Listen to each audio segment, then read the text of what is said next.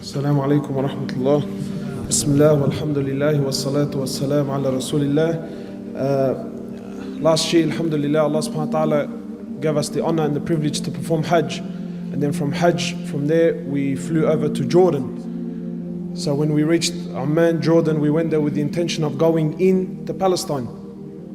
So from there, we jump onto a bus and we head in. And as you get to the borders, you see the Israeli flag stands extremely high. And subhanAllah, automatically, your heart starts to beat. You know, because hearing is not like seeing. So you enter this place and you go through this whirlpool of emotions. Some of it is anger, some of it is fear, some of it is frustration. So you get to the borders, and keep in mind, you're an Australian, you got an Australian passport, and you get there, and wallahi, from as soon as you see them for the first time, it's like something enters the heart. It's like a poison enters the system. And from as soon as you make contact with them, no smiles, no welcomes, no nothing whatsoever, you're automatically made to feel like an outcast.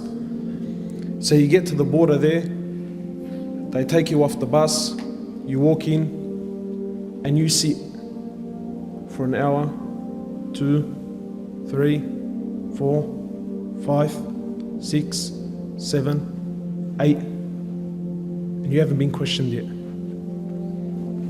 You're an Australian that wants to go in, and you haven't been questioned yet. And as you sit and you watch, you'll see a Palestinian citizen, an old senior man, a man who we might call Ammar or Hajj, or an old man, at least at the age of 70, 75 years of age. And you see a young Israeli soldier, a female, maybe about 18 years old, 19 years old, talking down at him, giving him orders. Wallah al-Azim, like he's an animal. Like he has no value, no worth, nothing whatsoever. Talking down at him, full if you could call it talking, it was more like barking, right? And you feel it, Wallah al-Azim, you feel it. And you sit there and you bite your tongue. And this is a Palestinian. This is an old man who is supposed to be receiving some sort of respect, and he's been spoken down at by a little 18-year-old. Anyway, so you sit there, and then eventually they call your name, and then a young lady, and don't think it's a coincidence that they're ladies. It's not a coincidence that they're ladies. Then a young lady will come over, she calls you out, and then you got to follow her. You walk into the room, you sit down. Who are you? Why are you here? And then she starts to ask, why have you come to Palestine? And what, sorry, they call it Israel. But why are you here? What business do you want from here? Why do you choose to come here? Why didn't you just go straight home? Full on. And this can carry on. She'll talk to you for about half an hour, then she'll tell you to go back, and then you sit an hour, 2 hours, 3 hours, then she'll come back, she'll call you back out, she'll ask you the same questions again, then she'll send you back, then you sit down for an hour, 2 hours, and then someone else will come and call you out, and then they'll also ask you the same questions, then you'll go back, and then you sit for an hour and for 2 hours, until eventually you lose whatever love and whatever desire you had to go in is lost. And then they tell you come in. That's if they tell you come in. And then from as soon as you walk in, you can feel the oppression. You travel on their roads, and for kilometers on end, concrete high walls for kilometers and kilometers and kilometers separating. And then when you reach their suburbs, the concrete walls, they start to have paint and artwork so that it doesn't look as intimidating. And then you get there, and then you want to enter the Quds, the holy mosque, and it's surrounded by Israeli soldiers. So you come to walk in, you got to show your passport, proof of ID, and there's a man there, an Israeli, holding a fully automatic weapon, and I need to justify myself to him to why I need to enter the Masjid of Allah. Anyway, so you walk in, you show your ID, You go in there and you walk into the Quds, and wallahi, it's like the walls are crying. There's no youth because they don't allow them. No youth. You walk in and they have a stand, a glass stand with a collection of bombs, grenades, shells, things that have been fired into the masjid over the period of years. You look at the shells made in the USA.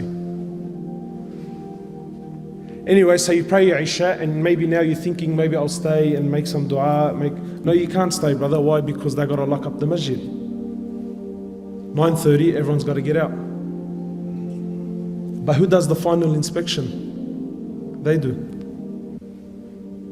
Do you think they honor the masjid and take their shoes off? They walk in.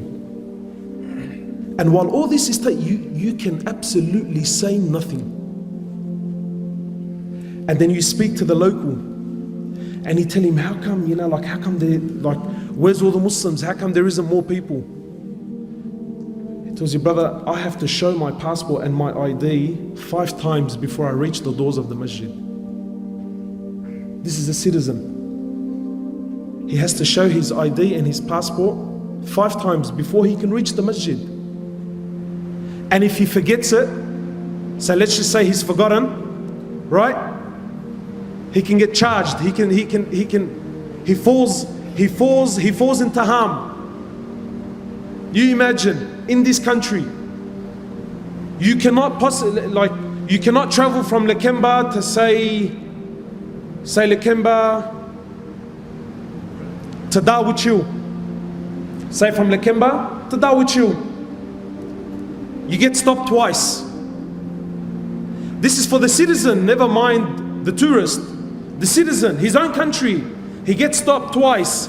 And twice he has to stop, prove who he is, get out of the car. If his wife is with him, she also has to get out of the car. The car's got to get inspected. Every single day.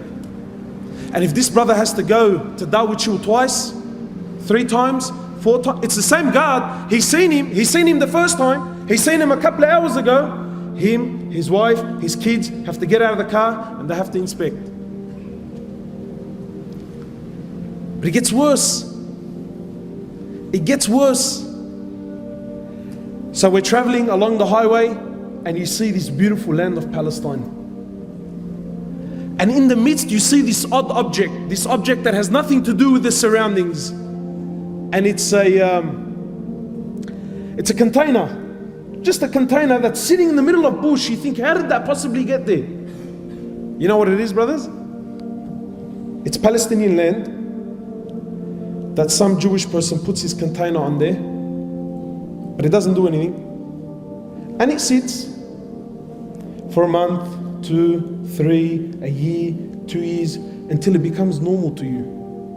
Until the Palestinians no longer question the container. And then what does he do? He builds a house there. It's become his land. That blunt, it's not, it's bluntly. And you see these little containers everywhere.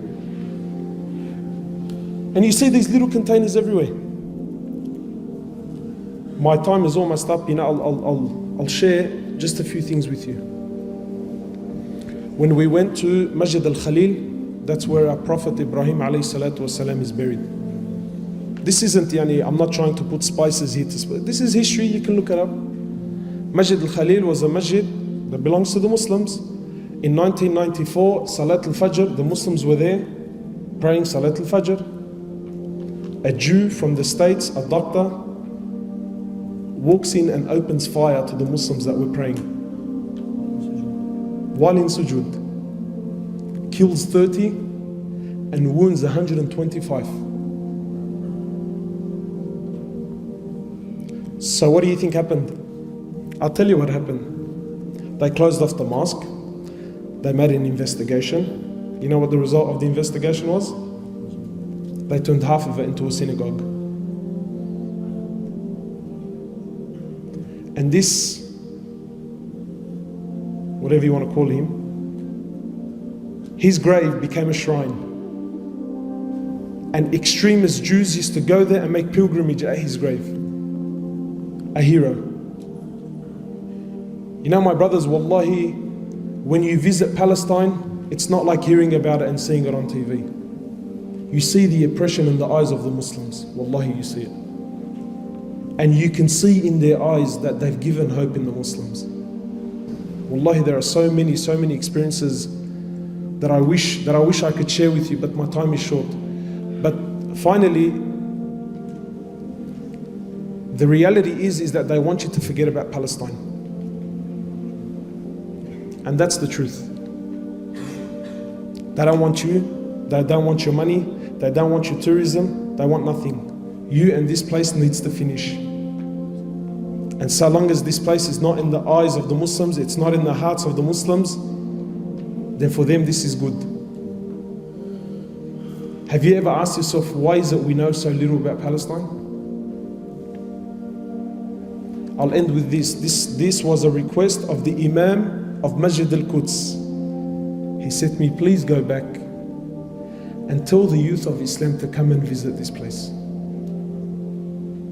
He said, come and visit. And wallahi, understand that what's happening in Palestine is very real. Very, very, very real. Jazakallah khairan.